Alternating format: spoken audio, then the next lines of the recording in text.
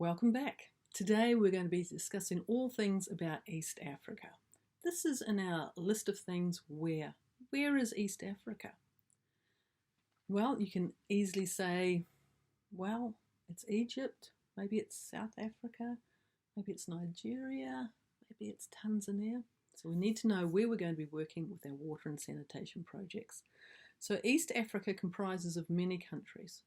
Kenya, Uganda, Rwanda, Tanzania, Ethiopia, Southern Sudan, Rwanda, the Democratic Republic of Congo, even Burundi. These are countries that to you might seem very, very foreign, but for those of us who live there, it's everything that we do and it's everything that we are. So here's a map of East Africa, many of the countries there. But like any country, there's different socio-economic groups. You might have people who are very wealthy. You might just have the average person that is going along day to day, but really does not have enough money to keep them going past a few days. And then there are the needy people that we work with that literally live day by day. It's called subsistent living.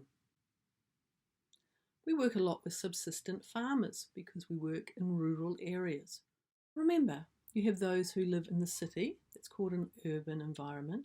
You have those who live in the country, and that is a rural environment. Life for people in the city is probably pretty much like where you live. People go to work, they might have a car, there's public transport, sometimes there's electricity, sometimes there's water. They go to community groups, maybe something like Scouts. But to do that, you have to have money.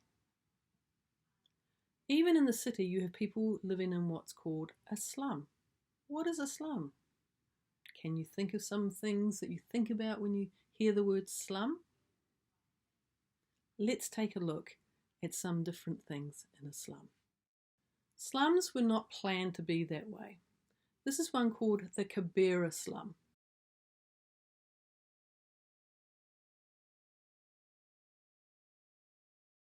The electricity is often what we call stolen.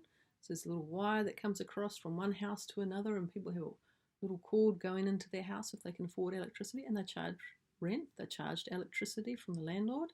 Nobody actually owns the land.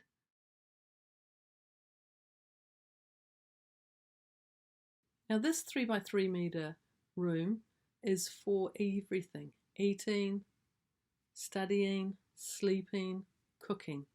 Have you noticed something that's not in there? That's right. Where is the toilet? Where is the bathroom? Where is the laundry? Where is the shower? There isn't that there. There is no water, so they have to walk to where the nearest water supply is, and they have to pay for that water. They will also have to use a public toilet. And if they don't have a toilet that they have to pay to go to, they will just use a bottle, use a pot, and then throw that out into some little pit somewhere. That's what life is like. Now I want you to think about something. If you didn't have a toilet in your house, where would you go? What would you do? If you didn't have a shower or bath in your house, how would you bathe? How would you keep clean? These are things that people in developing countries live with every single day. And I want you to come with me as we walk through the Kibera slum. I want you to look at how low the roofs are, how muddy the ground can be, because sometimes the ground's squishy, but it's not always mud that you're standing on. It can be sewage, it can be toilet stuff, all sorts of interesting things there. So let's go for a walk and have a look through this.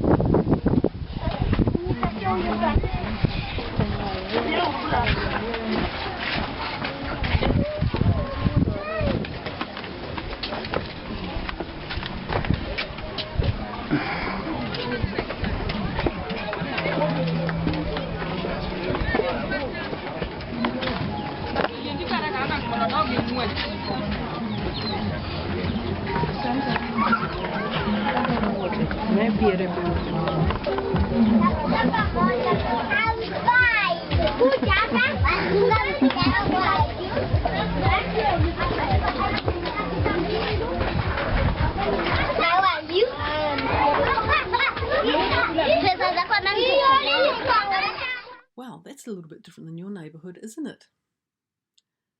Did you notice all the trash, the rubbish that was lying around? And people would say, wow, why don't they get rid of it? Well, imagine if you didn't have rubbish collection, trash collection from your place. This is what it's like in developing countries. Now, if you can afford to have what we call a wheelie bin or your trash taken away, then that's great. In my house, where I live, we actually call it a house, but it's an apartment.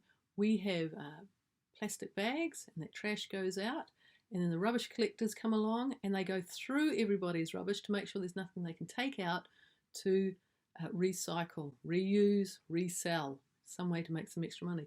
And then they throw it all in the back of the truck, and they stand in the back of a truck.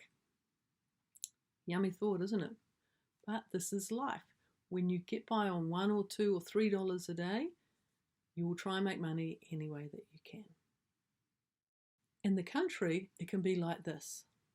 It's dry, it's windy, you can walk 7 kilometres to go get water. There is no toilet, so you might just have a little plastic wraparound for a toilet, or a hole in the ground, or a bush. You have to walk a long way for water, so the average person in your country would use this amount of water. The average person in a rural area in East Africa uses this amount of water per person.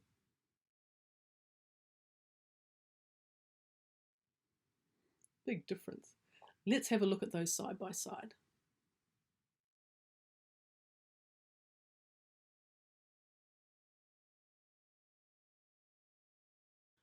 For those who live in the country, they are farmers.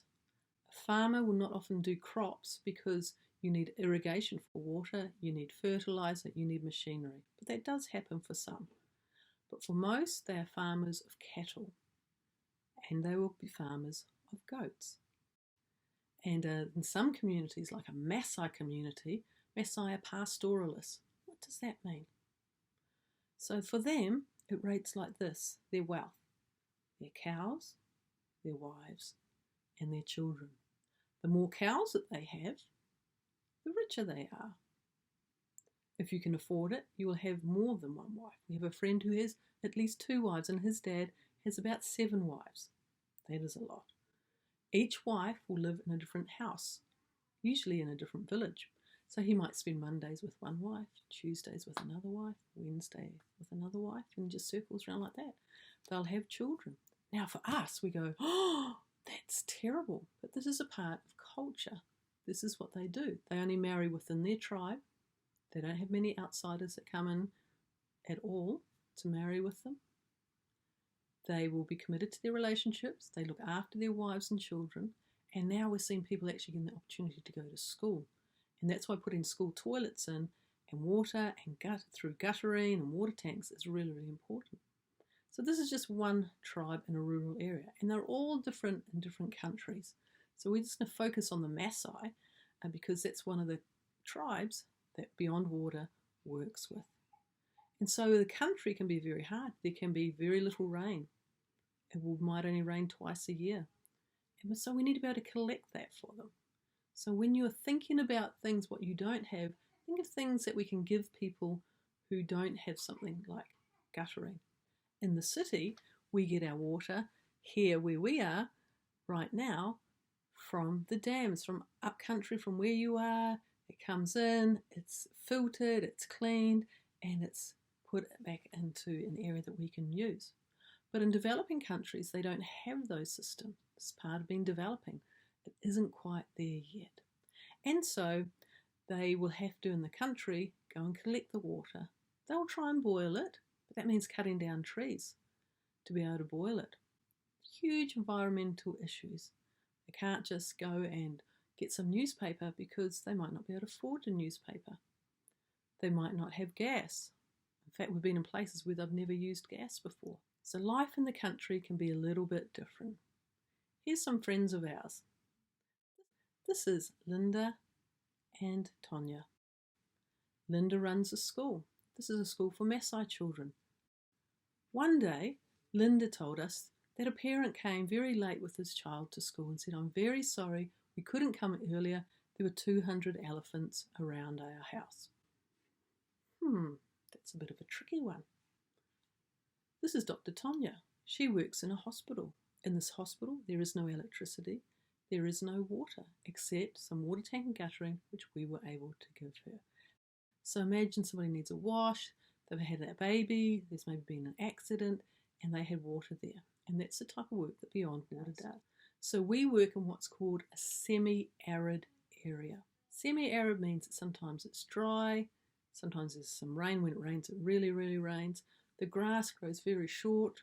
The trees grow short because there's wind that blows, dries all the soil out, can take the good soil off. And when it floods, it really floods. So that's a little bit about where we work. What is East Africa like? It's like some countries, but very, very different. So electricity is a problem, water is a problem. There are cities, there are country villages. In fact, there's some villages we've been to, they've never seen white people before. That's always great fun. And we went to a village and this is how they welcomed us and some of what it's like. Enjoy.